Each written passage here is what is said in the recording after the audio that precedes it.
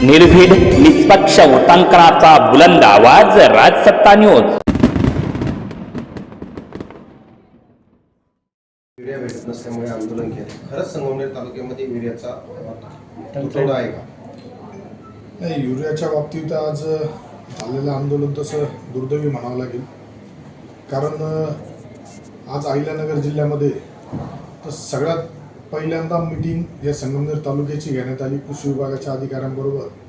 आणि जो 349.52 metric ton साठा वितरित करण्याबाबतच्या सूचना कृषी विभागाला देण्यात आल्या होत्या.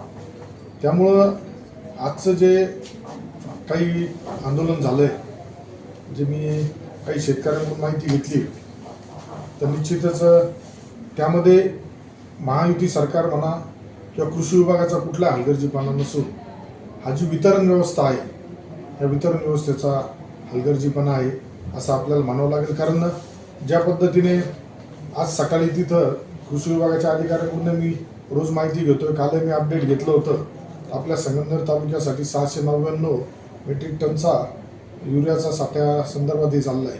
त्यातील जो बफर 50% आहे आपण रिलीज करण्याच्या सूचना दिल्या होत्या. त्यानुसार आज वाटपसुद्धा सुरू करण्याबाबत संगमनेर तालुक्यात सुरुवात झाली होती. आणि ज्या ठिकाणी आज हा रस्ता रोको झाला तिथंच माझ्या माहितीनुसार सकाळी शेतकऱ्यांना टोकन दिलं गेलं होतं, परंतु टोकन देऊन सुद्धा तिथं युरिया मिळत नव्हता. त्यामुळं काही उद्रेक झाला आहे का हे तपासण्याबाबतच्या सूचना मी कृषी विभागाच्या अधिकाऱ्यांना दिल्या आहेत. शेतकऱ्यांची मागणी रास्त आहे. एका गोणीमध्ये त्यांची अडचण त्यांनी प्रकट करून दाखवली, परंतु आत्ताच्या परिस्थितीमध्ये ज्या पद्धतीने पाऊस उशिरा झाला, पेरणी उशिरा झाल्यानंतर जी संगमनेर तालुक्याची गरज होती ही लक्षात घेऊन मी कृषी विभागाला सूचना दिल्या होत्या. त्यामुळं आज कुठंतरी ज्या शेतकरी संघाची वितरण व्यवस्था आहे याच्यामध्ये काही दोष होता का हे सुद्धा तपासण्याची आज गरज आपल्याला आलेली आहे. त्यामुळं मला वाटत नाही का ज्या पद्धतीने महायुती सरकारने नियोजन केलं आहे, आदरणीय फडणवीस साहेबांच्या नेतृत्वाखाली, कृषी मंत्री दत्तामामा भरणेंच्या याच्या नेतृत्वाखाली सुद्धा सरकारने कुठलाही शेतकऱ्याला, आज सरकारने एवढे क्रांतिकारी निर्णय घेतले हे कोणासाठी? शेतकऱ्यांसाठी घेतले. आज कर्जमाफीसारखा महत्त्वाचा निर्णय घेतला, त्याच्यामधल्या अटी शर्ती सुद्धा ज्या होत्या त्या सुद्धा रद्द करण्यात आल्या. आज 45,000 कोटी रुपयाचं वीज बिलं माफ केले.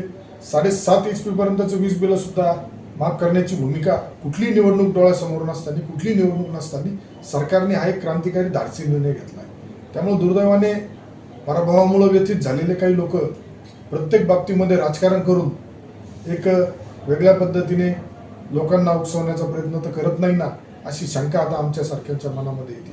परंतु मी आपल्या तालुक्यातील शेतकऱ्यांना आश्वासित करू इच्छितो का ज्या पद्धतीने यापूर्वी चेहरा पाहून टोकन दिलं जात होतं, तर आपल्या कार्यकाळामध्ये असा कुठल्याही प्रकारचा भेदभाव कुठं होत नाही. लिंकिंगच्या बाबतीत सुद्धा जे काय आहेत तर 3 कृषी सेवा केंद्रांवरती कारवाई झाल्यात.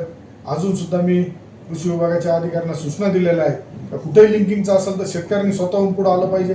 शेतकऱ्यांनी तक्रार केल्यानंतर त्या कृषी सेवा केंद्राचा परवाना निलंबन करण्यात येईल, त्याच्यावरती कारवाई करण्यात येतील, या कठोर सूचना आपण दिल्या आहेत. त्यामुळं मला असं वाटत नाही, पालकमंत्री महोदयांनी 2 दिवसापूर्वी संगमनेर येथे बैठक झाली. पालकमंत्री महोदयांनी सांगितलं कृषी विभागाच्या अधिकाऱ्यांना, युरियाच्या बाबतीत सांगितलं, शेतकऱ्यांच्या बाबतीत सांगितलं. त्यामुळं प्रत्येक गोष्टीकडे आमचं बारीक लक्ष आहे.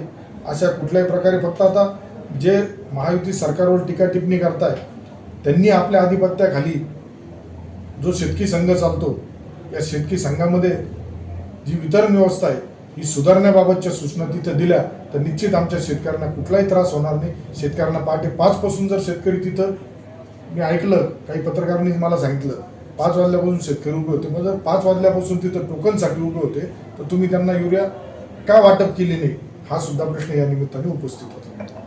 त्यांचं म्हणणं आहे की कृषी विभागाच्या अधिकाऱ्यांनी परवानगी दिलेली आहे, त्याच्यामुळे हा स्टॉक वितरित करता येत नाही. कृषी विभागाच्या अधिकाऱ्यांनी आजपासून त्यांना परवानग्या दिल्या होत्या. जो बफर स्टॉक तुमच्याकडे आहे हा पावसाची वरतून आलेल्या सूचनानुसार आपल्याला वाटप करण्याबाबतचं असतं. आणि ज्या आम्ही जिल्हा कृषी अधिकारी असेल त्यांना पालकमंत्री महोदयांनी सूचना दिल्या होत्या, मी तालुका कृषी अधिकारी उपविभाग अधिकाऱ्यांना सूचना दिल्या होत्या, त्यानुसार आजपासून युरिया वाटप सुरू झाला होता. तेव्हा आजपासून जर युरिया वाटप सुरू झाला होता, तुमच्याच शेतकरी संघामध्ये टोकन दिलं गेलं होतं, तर मग युरिया का दिला नाही हा माझा प्रश्न आहे.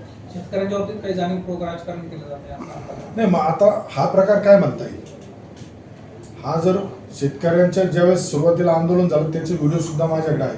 ते उत्स्फूर्त शेतकरी करत होते, ज्यांना टोकन मिळाले परंतु युरिया दिला जात नाही ते लोक करत होते, असा व्हिडिओ आमच्याकडे आहे. परंतु या मधल्या नंतरच्या अर्धा एक तासानंतर दुर्दैवाने त्याच्यामध्ये राजकारण घुसलंय.